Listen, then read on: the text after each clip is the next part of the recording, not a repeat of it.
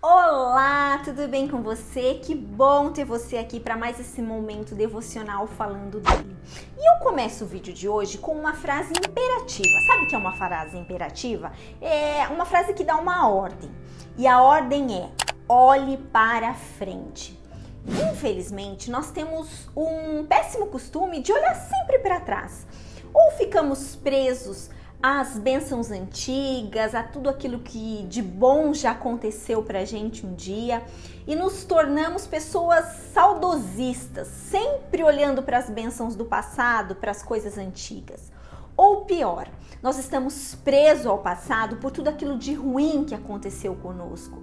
Todas as nossas feridas, todas as nossas mágoas, tudo aquilo que causa tristeza na nossa história, mas a gente não consegue se libertar dela.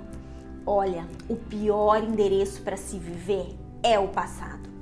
Em Provérbios 4:25 diz o seguinte: olhe sempre para a frente, mantenha o olhar fixo no que está adiante de você. A Bíblia conta a história de um homem muito ousado, um homem muito intenso, um pouco temperamental, digamos assim. O nome dele era Pedro, discípulo de Jesus.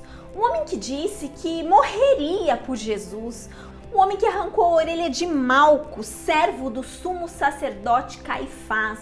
Um homem que disse que dava vida por Jesus, mas que acabou traindo, acabou negando Jesus 3 vezes. Um homem que no momento em que Jesus mais precisava dele, ele simplesmente fugiu, não estava lá. Maria Madalena, como eu até já disse num vídeo aqui, estava lá no momento da crucificação, ao lado de Jesus, mas Pedro não estava.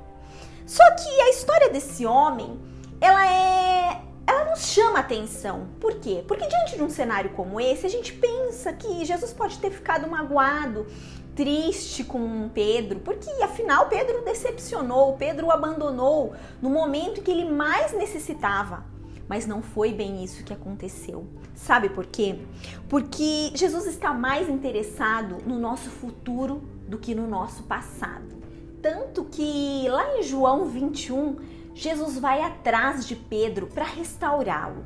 E João 21:15 está escrito assim: depois de terem comido, perguntou Jesus a Simão Pedro: Simão, filho de João, ama-me mais do que estes outros? Ele respondeu: sim, Senhor, tu sabes que te amo. Ele lhe disse: apacenta as minhas ovelhas. E isso aconteceu por 3 vezes. Jesus perguntando para Pedro se Pedro o amava, Pedro respondendo que sim, e Jesus dizendo: então apacenta as minhas ovelhas. Então cuida do meu rebanho. Pedro, você me ama? E Pedro respondendo: sim, Senhor, tu sabes que eu te amo. Sabe, Jesus foi atrás de Pedro porque ele estava mais interessado no líder que Pedro se tornaria do que no pecado que Pedro já tinha cometido lá atrás. Afinal, o erro que ele cometeu já tinha acontecido, nada mais se podia fazer. Mas com relação ao futuro, não. O futuro ainda era uma página em branco e Jesus poderia utilizar grandemente a vida de Pedro na história da igreja, como realmente ele fez. Agora, Jesus estava ali, tendo esse diálogo com Pedro, porque Deus deu a ele a chance de ser restaurado. O mestre tinha planos para Pedro. Ele contava com Pedro, ele tinha um futuro para Pedro. E assim na sua vida também. Tudo aquilo que você já fez, já passou um dia, ficou para trás. Todas as suas desilusões, todas as suas injustiças que um dia você sofreu, todos os erros e os pecados que você cometeu, as suas escolhas que não foram tão acertadas assim, elas ficaram no passado. Você tem agora a oportunidade de escrever uma nova história com aquele que é todo misericordioso. As misericórdias de Deus, elas não têm fim. Todo dia tem misericórdia para você. A Bíblia diz que as misericórdias do Senhor se renovam a cada manhã e por isso você pode escrever uma nova história.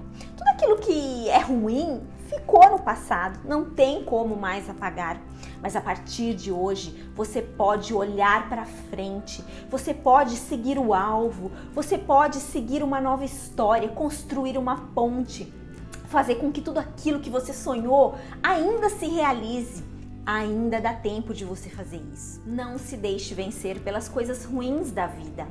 Levante-se acima das feridas do passado, levante-se acima das aflições do seu presente, levante-se até sobre as dúvidas do futuro. Deus tem um plano para você, Deus tem algo novo para você, Deus está fazendo coisa nova. Aproveite esta oportunidade, escreva uma nova história, olhe para frente, olhe para o alvo. E eu acabo esse vídeo lendo para você um verso do Salmo 16, verso 5, que diz assim: Senhor, Tu és a minha porção e o meu cálice, és Tu quem garantes o meu futuro. Confie, não olhe para trás, olhe para frente.